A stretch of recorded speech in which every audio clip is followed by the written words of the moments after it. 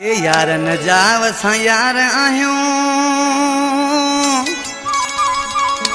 ओ नफ़रत करण सिखिया न आहियूं। हर माण्हू असां पंहिंजो प्यार आहे, असीं माण्हू मिठा कोष्टानी आहियूं। हर माण्हू असां पंहिंजो प्यार आहे, असीं माण्हू मिठा कोष्टानी आहियूं।